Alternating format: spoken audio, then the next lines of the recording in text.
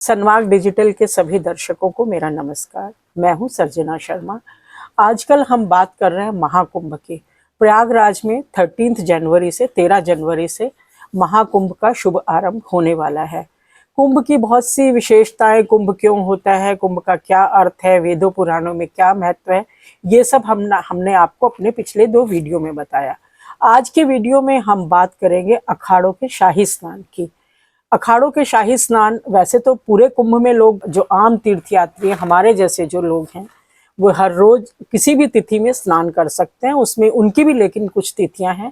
लेकिन अखाड़े, जो 13 अखाड़े हमारे हैं, शंकराचार्य जी ने जिनको धर्म की रक्षा के लिए, धर्म के प्रचार के लिए, संस्कृति की रक्षा के लिए जिनकी पुनर्स्थापना की और जिनको संगठित किया, उन 13 अखाड़ों के शाही स्नान 14 जनवरी से आरंभ होंगे। 14 जनवरी से किस लिए? क्योंकि कुंभ जो है, प्रयागराज में कुंभ जो लगता है वो जब सूर्य मकर राशि में आते हैं, उस दिन से वहां पर कल्पवास, आम वर्षों में कल्पवास, और महाकुंभ में जब 12 वर्ष के बाद महाकुंभ होता है तो मकर संक्रांति में जब सूर्य का प्रवेश मकर राशि में होता है, उस दिन से होता है।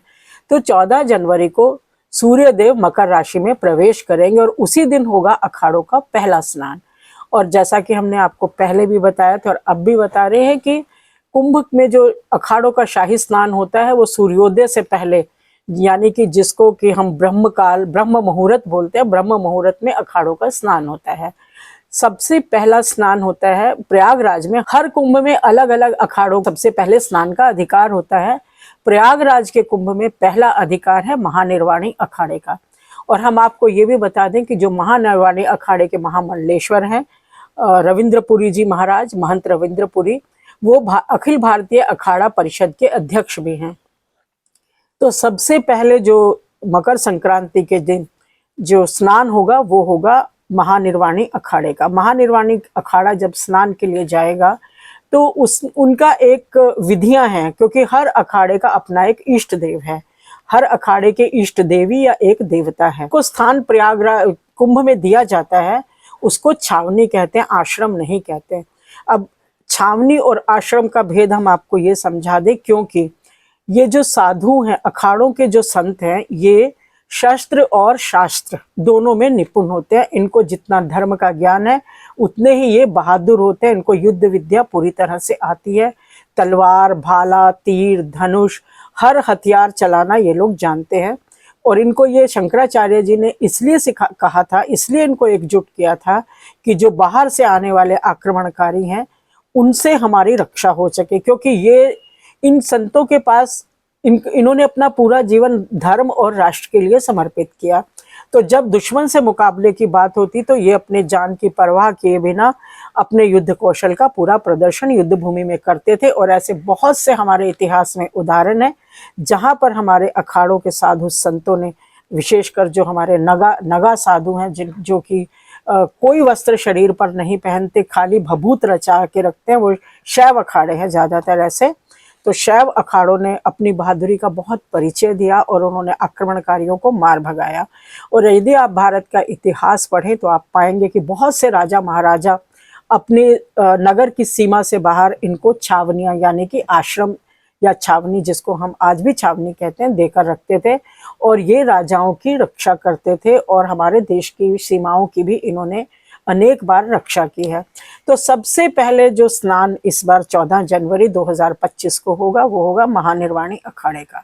और महानिर्वाणी अखाड़ा पूरी शान के साथ, पूरे गाजे बाजे के साथ, हाथी घोड़े के साथ स्नान के लिए इनकी सवारी निकलती है। और इन सबसे आगे होते हैं इनके इष्ट देव। महानिर्वाणी अखाड़े के इष्ट देव हैं कपिल मुनि। और सबसे पहले कपिल मुनि को त्रिवेणी संगम में डुबकी लगवाई जाएगी उनकी मूर्ति को, जो उनकी चलित मूर्ति होती है। सनातन परंपरा में 2 तरह की मूर्ति, एक स्थिर मूर्ति और एक चलित मूर्ति। चलित मूर्ति इसलिए रखी जाती है कि जब भी नगर भ्रमण करना होता है या नदी में स्नान कराना होता है या नौका विहार भगवान को कराना होता है, तो उस समय चलित मूर्ति को पालकी में या घोड़े पर या रथ में बिठाकर वहां पर ले जाया जाता है।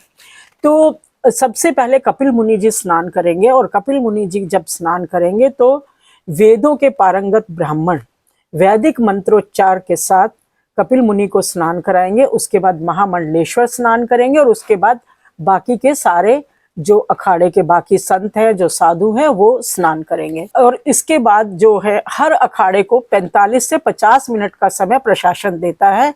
एक अखाड़ा जब अपना स्नान पूर्ण कर लेता है तो और उनकी सवारी लौटती है।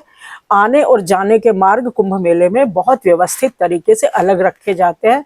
एक मार्ग अखाड़ों के आने का और एक मार्ग उनकी सवारी के वापस जाने का। तो जब एक अखाड़ा अपना स्नान पूर्ण करता है तो वो एग्जिट के रास्ते से लौट जाता है अपनी छावनी में, और दूसरा अखाड़ा फिर स्नान करने के लिए आएगा। तो इस तरह से हमने आपको बताया कि इस प्रयागराज कुंभ में सबसे पहले स्नान कौन करेगा। सन्मार्ग डिजिटल के लिए मैं सर्जना शर्मा, लेकिन हमारी पारंपरिक शाही स्नान की ये सीरीज जारी रहेगी। अगली सीरीज में मैं आपको बताऊंगी कि कौन से कुंभ में कौन से अखाड़े को स्नान का सबसे पहले अधिकार होता है और क्यों होता है, और उसके अलावा उनके इष्ट देव कौन कौन हैं। नमस्कार।